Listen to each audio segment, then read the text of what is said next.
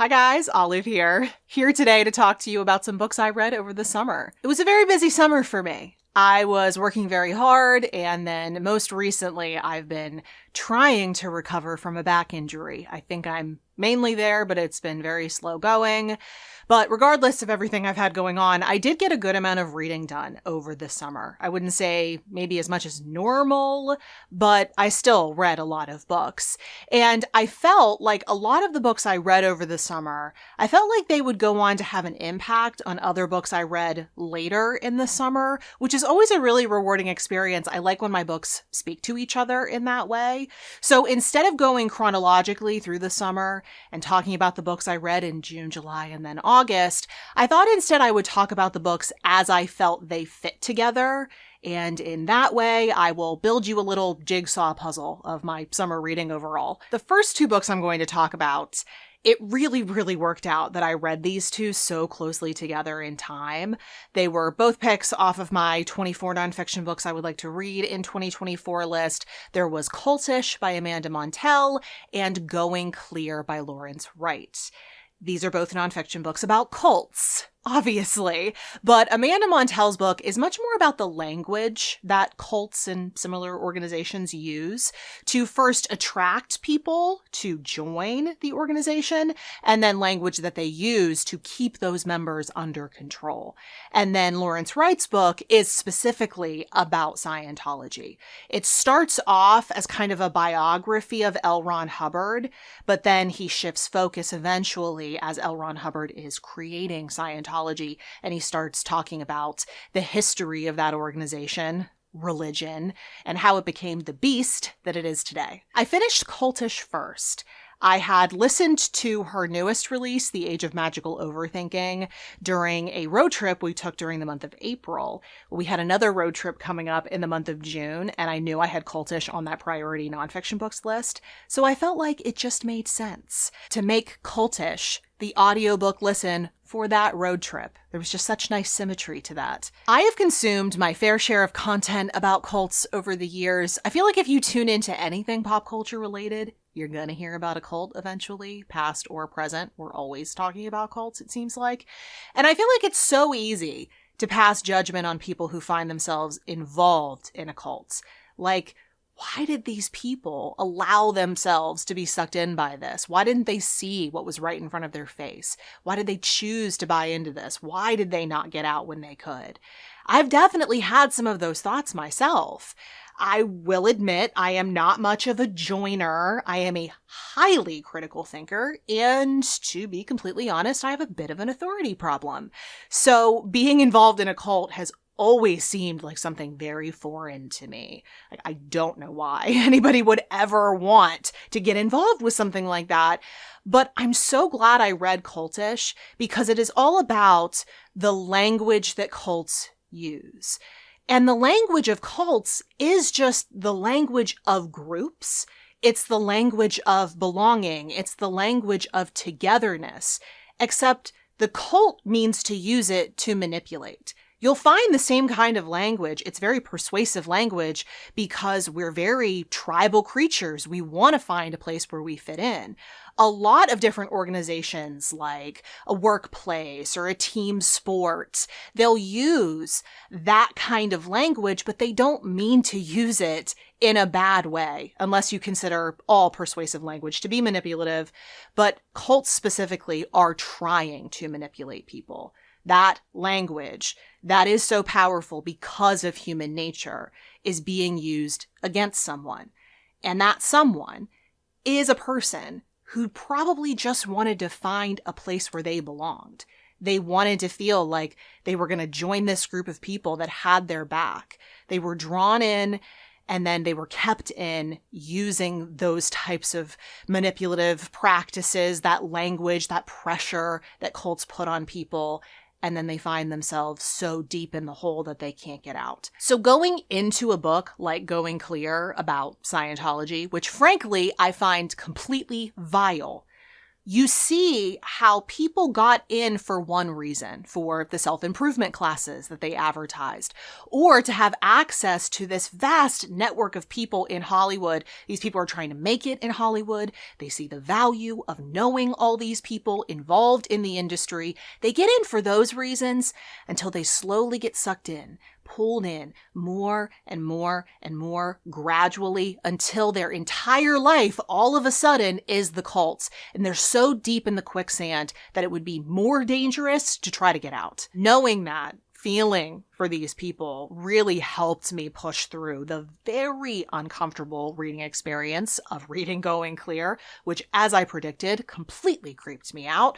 But what also helped was just how good of a job Lawrence Wright did in telling this story of how this science fiction writer turned into the god of this organization. And it was an interesting case, too, because I feel like from the way that Lawrence Wright told this story, Hubbard wasn't your stereotypical power-hungry cult leader. Like, he definitely craved power. Like, make no mistake about that. But I feel like what was really going on with him is that he was deeply, and I mean deeply, mentally ill. And I think he stopped being able to discern reality. In conclusion, I found these two books disturbing in their own unique ways, but I feel like I came out of the reading experience of this combo with such a deeper understanding and a heightened sense of empathy for these people. If you've never heard me say this before, I don't know if you know anything about Myers-Briggs, but I am an INTJ through and through. If you don't know what that means, it just essentially means that I'm logic driven. Like, I am ruled by logic. I am not compared to a Vulcan for no reason. But a gift that I feel like reading gives to me is giving me that empathy, giving me the ability to go into other people's shoes, to understand them better. It allows me to exercise that empathy muscle and grow it. It makes me better, essentially. Reading makes me better. I have felt this way for a really long time. It gives me more emotional intelligence as a naturally logical person. Like, it just really, really helps me. And I felt that way when I read these two books together. If you've not read either of these, I definitely recommend them both individually. But if you've not read either, I really, really suggest reading them as a pair. My next duo were two more off of that 24 nonfiction books to read in 2024 list. On a side note, I really need to get my act together when it comes to that list. I'm really behind, and I don't want to be reading half of that list come the month of December, just frantically trying to finish it before the year ends. Anyway, these two I really didn't like as much as the last duo I spoke about. I think I have unpopular opinions about both Long Live the Tribe of Fatherless Girls by Takira Madden and Maid by Stephanie Land. These are two memoirs. Madden's is about her upbringing, her very privileged upbringing. That's not to say that she didn't have her own struggles during her upbringing. She definitely did. And then that was on top of both of her parents dealing with addiction issues. I didn't dislike this one, but I can't say I really liked it either. It was just kind of fine. Like, I failed to see in reading this entire memoir what was so remarkable about her life and her story that would justify writing a memoir so young. Like, Takira Madden and I are very, very close in age. And while I haven't been feeling particularly young lately, hobbling around the house with this back injury, the fact remains that she and I are still pretty young. That's just less material to work with. And unless you're writing a memoir like Chanel Miller did, Know My Name, about a very specific experience, a very notable experience and her life surrounding that, like, I just don't know why you would write a memoir so young. And also because we are so close in age, we grew up around the same time. We were the same age in the same era, even though our upbringings were very, very different. A lot of this felt so familiar to me. Like, it felt very unremarkable because I was living some of this. I really do think that also contributed to why I just wasn't wowed by this book. I highly suspect I'm going to forget about this one before the year is up. I can't say the same about Maid. I do think I'm going to remember it, but mainly for not great reasons. I know this one is also incredibly popular. It got its own Netflix adaptation. I know a lot of people love this one. It is a memoir about how the author got unexpectedly pregnant very young. She decided to keep the baby. She ended up raising her daughter mainly on her own. She had to take low-paying jobs like cleaning houses, hence the title of this book. And she just really struggled to get by. And this is that story. On one hand, I really, really appreciated Stephanie Land's candor when she talked about how difficult it is being a single mother, how hard it can be to make ends meet, especially if you're only making minimum wage. We are years ahead now of the time period that Stephanie Land speaks about in this memoir, and yet things are so much harder now because things are so much more expensive now. It makes it that much harder to get by. We all know this, and yet there is still a stigma against people who need to turn to different types of assistance to get by, to have their basic needs met. I don't understand it. I will never, ever support it. If you don't know this about me, I did not grow up well off. We didn't struggle in the same way that her family did in this memoir, but things were not easy. That wasn't the only way I felt like I could relate to this book, though, because I was also raised by a single mother. A lot of this felt very familiar. And that's where my trouble with this book started, because I think Stephanie Land shared far too much about her daughter, and especially her daughter's father. There's been a push in recent years for people to be able to have the ability to come out and tell their own stories in their own words, and conceptually, I stand behind that. But I think when your story involves other people, particularly children, there is cause to pause, to take a step back and really consider, just because I can do this, does it mean that I should? Because I could so easily put myself in her daughter's shoes. And because I have a good number of years on her daughter, I am the grown adult child of a single mother. I have the benefit of hindsight. I felt so offended on her daughter's behalf, specifically with the way she chose to portray her daughter's father. Maybe he is as crappy as you make him seem in this book. Maybe it's just because he's your ex and he's always going to be scum in your eyes. But that is your daughter's father.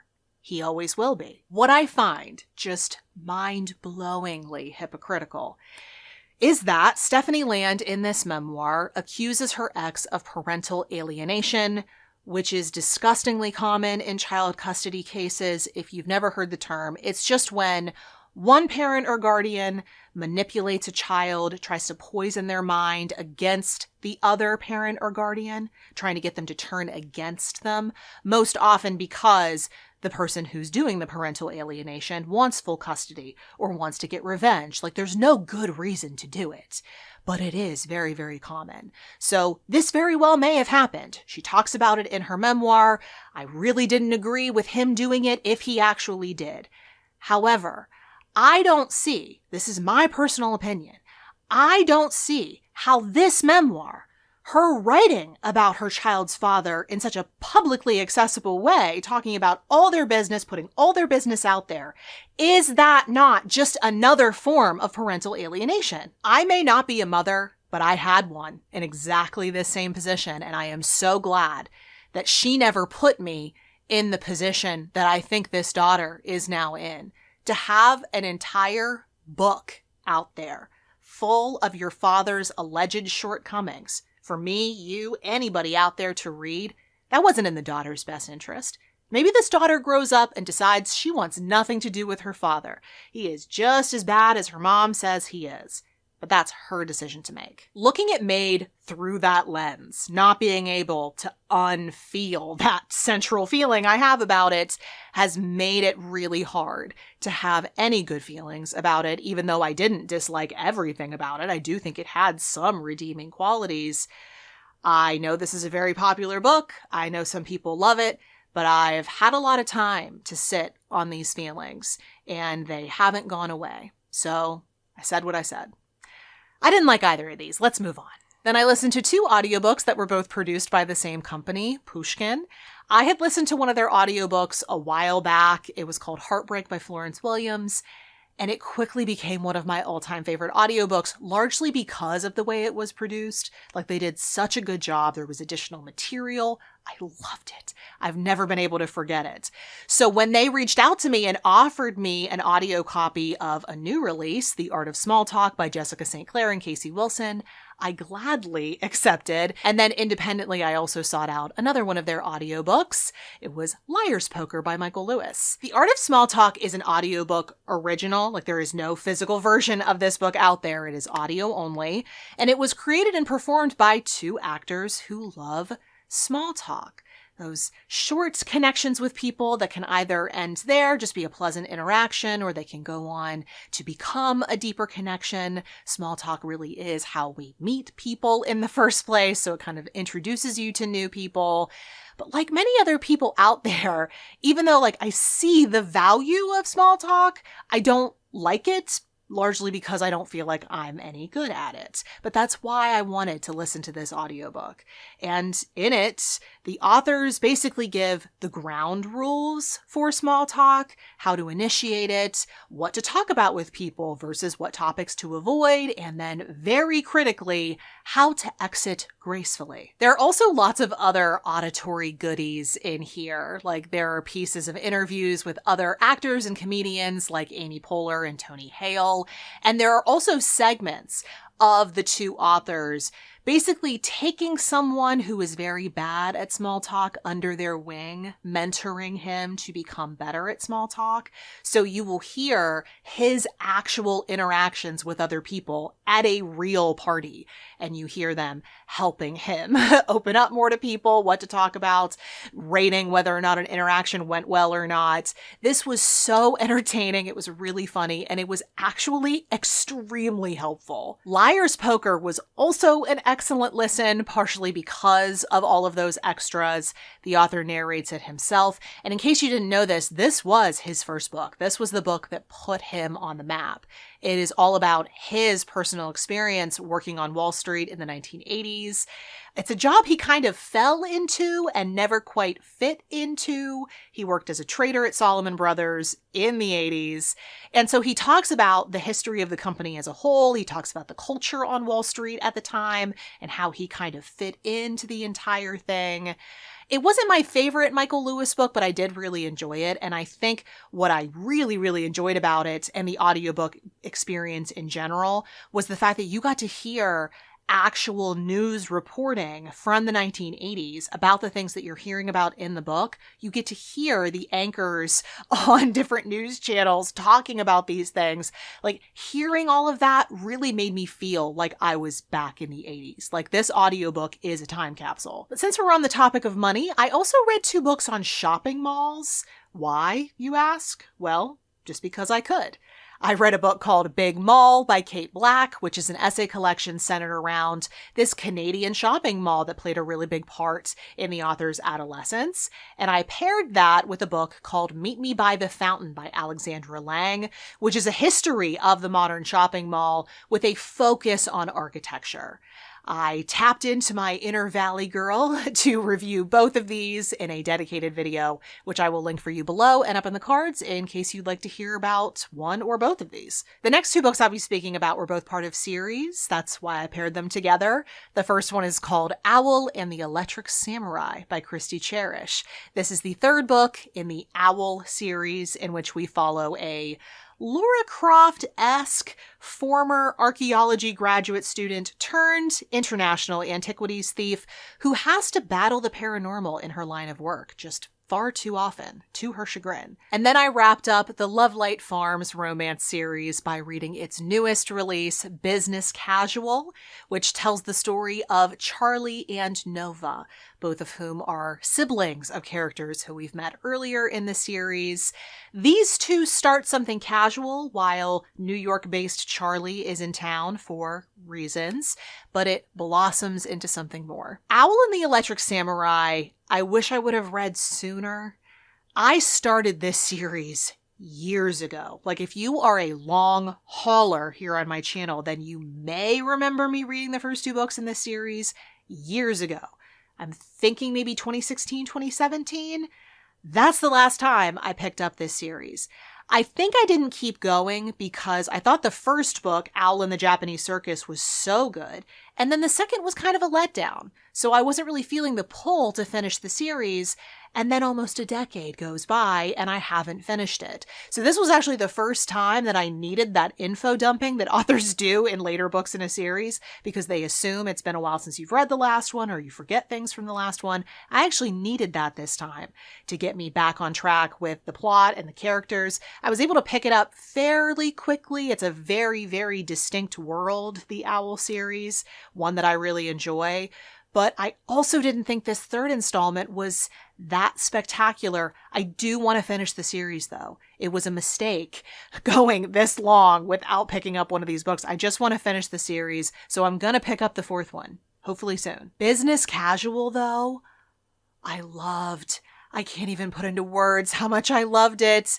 I feel like so often with series, as I was just talking about with the Owl books, I will fall in love with most often the first, sometimes the second book in a series. And then as the series goes on, I just feel like none of those later books can measure up to how much I love the early books in the series.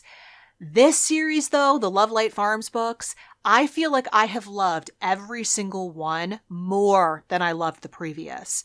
Like I just fall deeper and deeper in love with these books. I love the small town Gilmore Girls feel. I love the fun, multifaceted characters. I love the banter. I love the stories between these characters. I love how they're plotted. And I think this one may be the strongest one of all. Maybe that's just because of the phenomenon I'm experiencing, where I love each book more than the last, but this one felt so perfect. Like, if you love romance books, please do not miss the Lovelight Farms series. They are such a delight. They have brought me so much joy. On that lovely note, I wanted to close out this video by just quickly mentioning 2 rereads that I did of favorite books over the summer.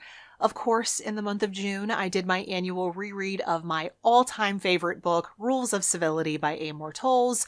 And then just fairly recently, on a whim, I decided to finally reread Uprooted by Naomi Novik. I never know how to talk about Rules of Civility in my normal book reviewer kind of way, because it just means too much to me.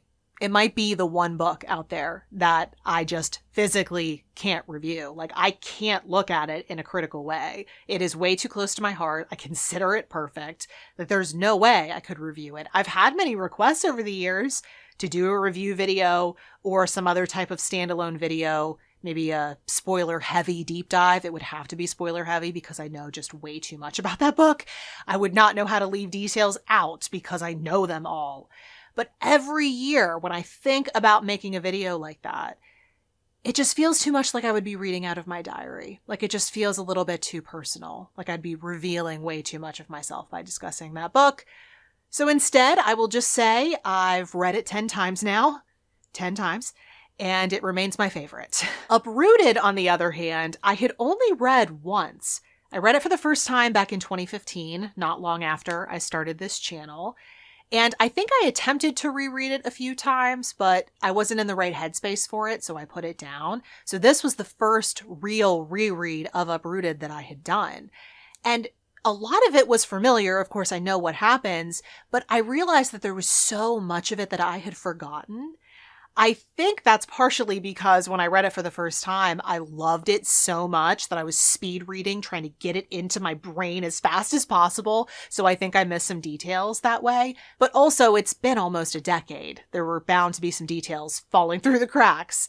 So reading this, it kind of felt like I was reading it for the first time all over again, because so much of it felt new again. And what's really wild to me is that it affected me in basically the exact same way as it did the first time. Like, after I was done reading it just recently, I was in that exact same kind of haze. Like, I was still living in the book even after I finished it. It was like the best kind of book hangover. It was such a cool, kind of full circle moment for me, because I read this book in 2015 for the first time. Like, I was just getting started on BookTube, and I actually reviewed this book here on my channel when I was just getting started. It might actually be the very first review I ever did. I'll link it for you below and up in the cards if you want to see what I was like 10 years ago when I was just getting this channel started. But then reading it now, almost a decade later, I am a practiced reader. I am a veteran booktuber. I feel like such an old fart around here most of the time, but I got those exact same feelings that I had back in 2015. It felt like I was back in 2015. It felt like I was that brand new booktuber all over again. It was just such a cool experience.